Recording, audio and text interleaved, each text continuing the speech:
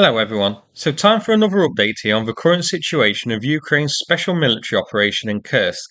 As a very quick recap, on August the 6th, Ukrainian armed forces launched an operation into Kursk near the town of Sudzha. This is no nuisance raid. This featured a lot of troops and vehicles and some support, and has broken through the Russian defensive lines, captured a number of Russian troops, and captured a number of villages and towns. So, let's get to today's updates. We'll start with a big incident last night, the most interesting one. This short video clip here shows a burning Russian column on the road not far from the settlement of Rylsk. These are reported to be supply trucks, and I'm seeing online that 7 were reported as destroyed in this strike. Now, no idea at the moment if this was hit by drones, HIMARS or regular artillery, but HIMARS and its cluster rounds are perfect for taking out columns grouped together like this, so definitely a possibility. This was here, the burning vehicle was geolocated by a number of different people on Twitter to be near Oktyabrskoye, which, zoomed out, you can see is located along a major road heading through the border with Ukraine, through Rylsk, and eventually into Kursk. Now, what isn't known is where this column was heading from. Whether this is a column of vehicles pulled from the border west of Rylsk to hastily plug the gaps caused by Ukraine's push in this region, or if these are reserve units called in from elsewhere in Russia, heading through Kursk along this road to here.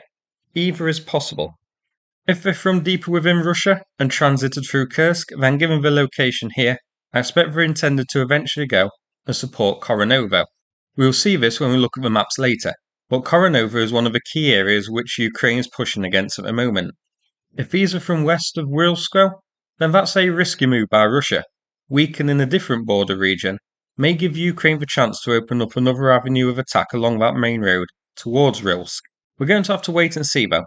Personally though, I think these were units which came from the east through Kursk to get here, intended to head down and support Koronovo. Ukraine isn't sharing many videos or photos at all, so we are relying on Russian sources for the videos. Here, we have a very short clip showing a destroyed Russian truck burning in the vicinity of Sudzha. No more details were given as to what hit this, whether drones, artillery or a troop ambush. And here, a photo showing a D-20 howitzer of Russia's which was destroyed, again near Sudzha. So, now we've looked at the new vehicle losses that I found, let's have a look at some new updates on captives. One new photo was shared last night. This shows around 19 Russian soldiers captured in Sudzha and being taken to Ukraine. The source who uploaded it says 59 were captured in total. Given the photos and reports we've seen, we're looking at around 200 to 300 captured so far in 3 days. We've seen photos of some of them showing them to be very young. It seems Russia manned its border post here in its defensive line with conscripts with minimal training and no desire to lose their lives for a madman hiding in his multi-million-dollar palace bunker, so many of them are just throwing down their weapons. This has been geolocated to be here. Now, although this is a new photo shared, it isn't known if these were newly captured yesterday or just more of the initial mass surrender along the border region, with the photo only recently published and released. But still, it's another bunch to add to the tally. Now let's have a look at geolocations of Ukrainian positions which have been shared online.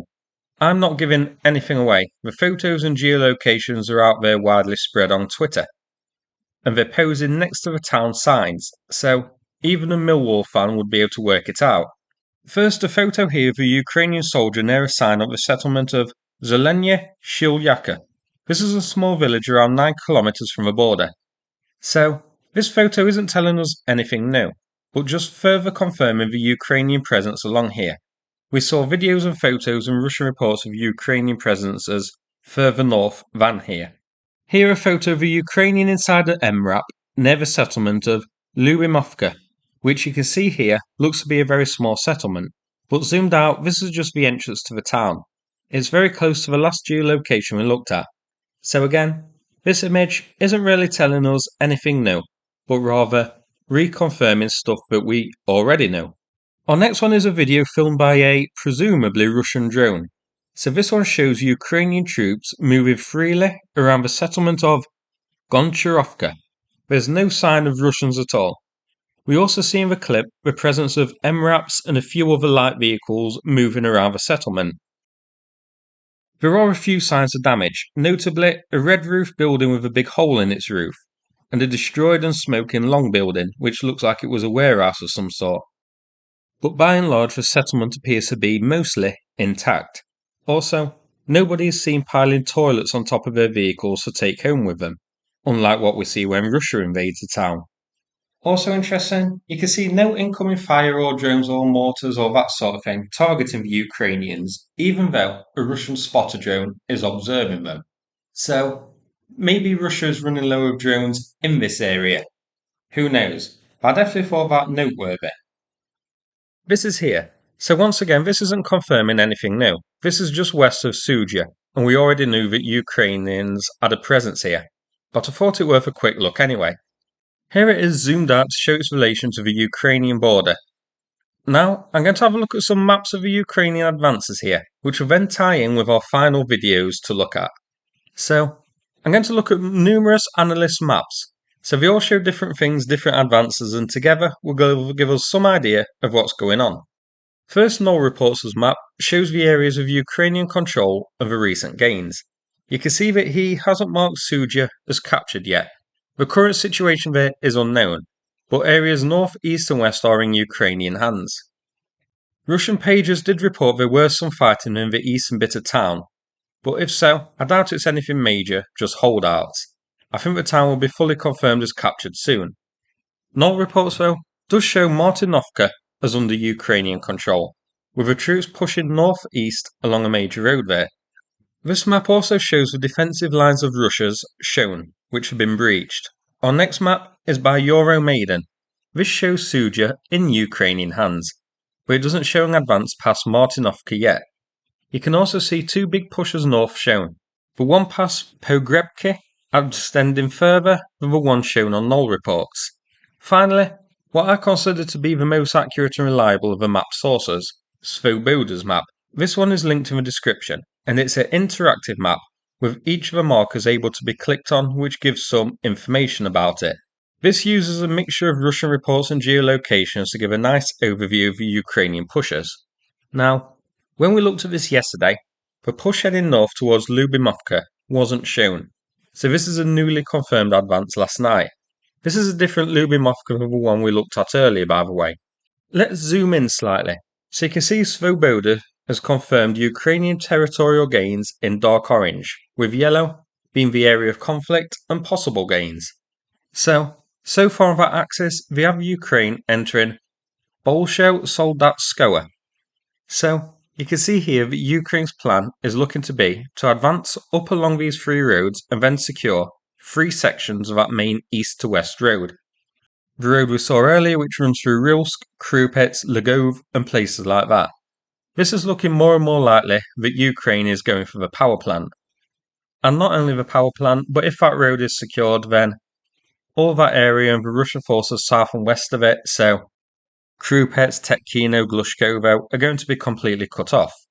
Ukraine is going to secure a pretty nice chunk of Kursk here. Zelensky has most definitely caught Putin with his kegs down and is penetrating deep. Sorry, accidentally read a bit of my Putin fanfiction 50 Shades of Vlad there. But that key road definitely looks like Ukraine is aiming to secure that. They'll likely try and hold it to provide a logistics line for forces holding the power plant, if indeed they are going for the power plant, which it does appear to be. I expect once that road is gained, Ukraine will likely also enter the border at Krupets towards Rylsk to gain full control over it. Now, I covered this in my last video, but if Ukraine captures a power plant, then Russia is in trouble. This supplies power to an area which produces 48% of Russian iron, 13.5% of steel, 19% of ferrous metals, 9.6% of meat, and 19.5% of sugar in Russia. If Ukraine reaches this, then they have a pretty big card to negotiate with, as shutting this down and taking it offline would completely smash the Russian economy. You don't lose a power source as big or important as this without serious economic consequences. And with it being a nuclear power plant, Russia's hands will be tied in trying to dislodge Ukraine. So this all ties us into our next video. So this shows Russians evacuating the region, heading towards Kursk, along that road we've looked at and where Ukraine is heading. So those towns along the road are being emptied of Russians.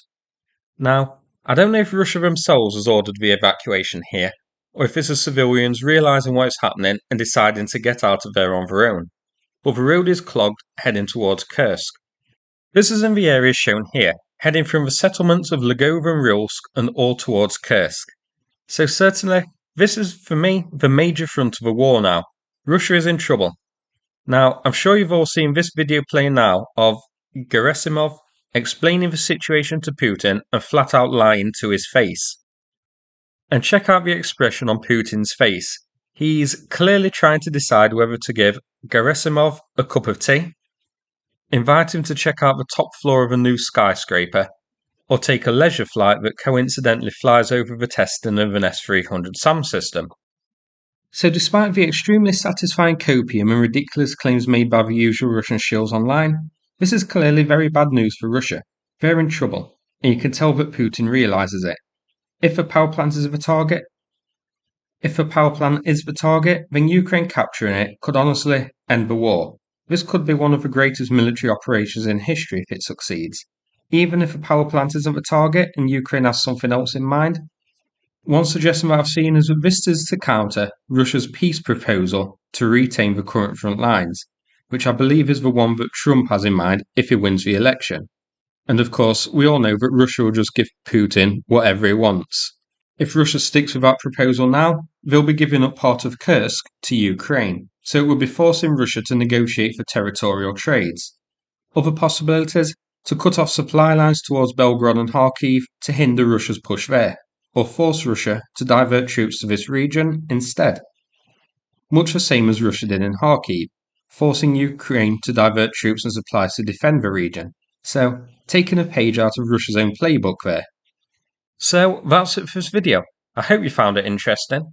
Now, before we finish, I'm going to play a video from Yegor, who we've raised money for in the past last year. It's a combination thank you video and a new appeal for his ongoing fundraiser. The donation link is in the description. Big thanks to everybody who's helped out. Thanks very much, and take care, everybody. Lion, a fighter of the 3rd Independent Assault Brigade. I want to express my gratitude to the Suchaminus YouTube channel for supporting the development of UAV units. Thanks to the Odin fundraising, we were able to improve our FPV competence and practice flying. Now, I'm forming a hit UAV unit and the additional equipment is needed, since there is a lot left in Avdiivka. I hope for your support. Glory to the nation.